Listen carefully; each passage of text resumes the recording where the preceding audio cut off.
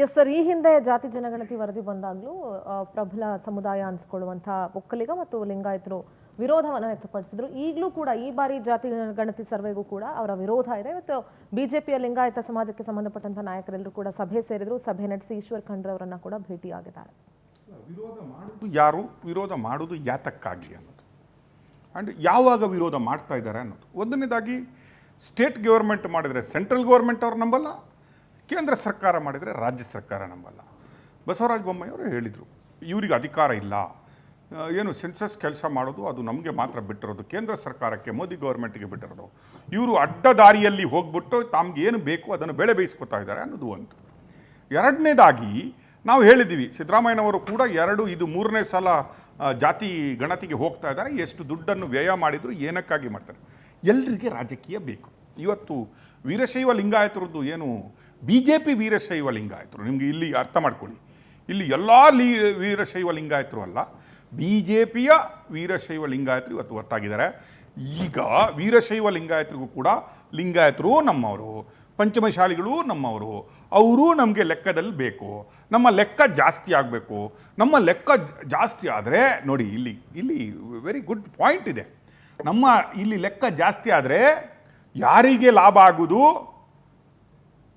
ಅಂತ ಹೇಳಿದರೆ, ಲಿಂಗಾಯತ ರಾಜಕಾರಣಿಗಳಿಗೆ, ವೀರಶೈವ ಲಿಂಗಾಯತರು ಅಂತ ಹೇಳಿದರೆ ನಮ್ಮ ನಂಬರ್ಸ್ ಜಾಸ್ತಿ ಆಗುತ್ತೆ.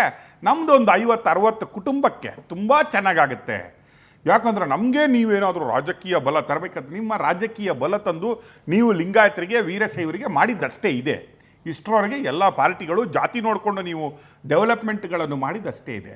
ಜಾತಿಗಳು ಇವರು ಯಾವುದಕ್ಕೆ ಬೇಕು ಅಂತ ಹೇಳಿದ್ರೆ, ಜಾತಿಗಳು ಇವರು ರಾಜಕಾರಣ ಮಾಡಲಿಕ್ಕೆ ಬೇಕು, ಜಾತಿಗಳು ಇವರು ತಾವು ಬೆಳಿಲಿಕ್ಕೆ ಬೇಕು. ತಾವು ಒಂದು 200-224 ಮನೆ ಏನು ಕರ್ನಾಟಕದಲ್ಲಿ ಇದೆ ಅಲ್ವಾ, ಅದನ್ನು ಬೆಳೆಸಲಿಕ್ಕೆ ಬೇಕು ವಿನಃ ರಾಜಕಾರಣಕ್ಕೆ ಬೇಕು ಅಂತ ಅವರೇ ನೇರವಾಗಿ ಹೇಳ್ತಾರೆ. ನೋಡ್ರಿ, ನಮ್ಮದು ನಂಬರ್ಸ್ ಜಾಸ್ತಿ ಆದರೆ, ನಮ್ಮ ಸಂಖ್ಯೆಗಳು ಜಾಸ್ತಿ ಅಂತ ಇದ್ದರೆ ಜಾಸ್ತಿ ರಾಜಕೀಯ ಲಾಭ ಸಿಗುತ್ತೆ. ನಾವೆಲ್ಲ ಆರಿಸಿ ಬರ್ತೀವಿ, ನಿಮ್ಗೇನು ಕೊಡ್ತೀವಿ, ನಿಮಗೆ ಚೊಂಬು ಕೊಡ್ತೀವಿ. ಇಷ್ಟರವರೆಗೆ 1947 ಇಷ್ಟರವರೆಗೆ ಚೊಂಬು ಕೊಟ್ಟಿದ್ದೀವಿ, ಇನ್ನು ಸ್ವಲ್ಪ ದೊಡ್ಡ ಚೊಂಬು ಕೊಡ್ತೀವಿ ಎಲ್ಲರೂ ಸೇರಿ ಅಂತ ಹೇಳ್ತಾರೋ ನೀವು. Nothing else.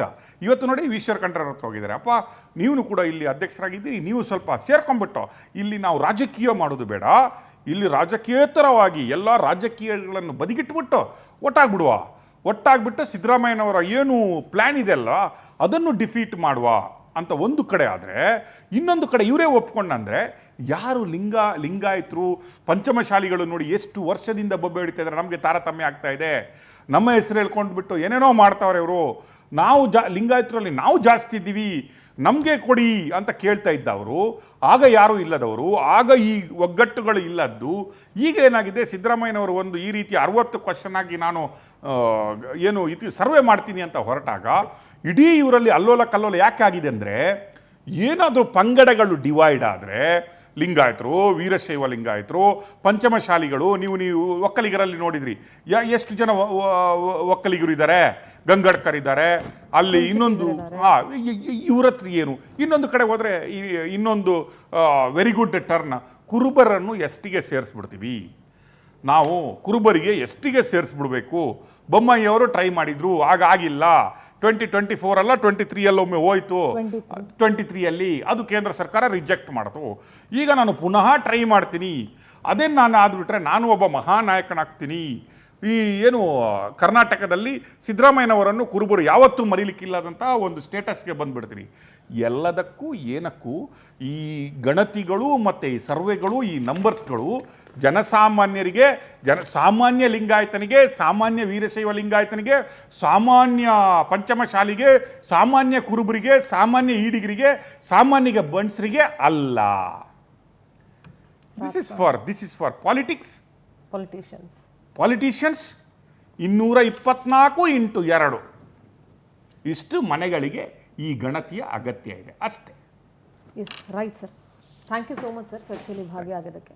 ನೋಡೋಣ ರಾಜ್ಯ ಸರ್ಕಾರ ಯಾವ ರೀತಿಯಾದಂಥ ಜಾತಿ ಜನಗಣತಿಯನ್ನು ನಡೆಸುತ್ತೆ, ಇದಕ್ಕೆ BJP ಏನಂತ ಹೇಳುತ್ತೆ, ಇದೆಲ್ಲವನ್ನ ಮುಂದಿನ ದಿನಗಳಲ್ಲಿ ಕಾದು ನೋಡಬೇಕಾಗುತ್ತೆ.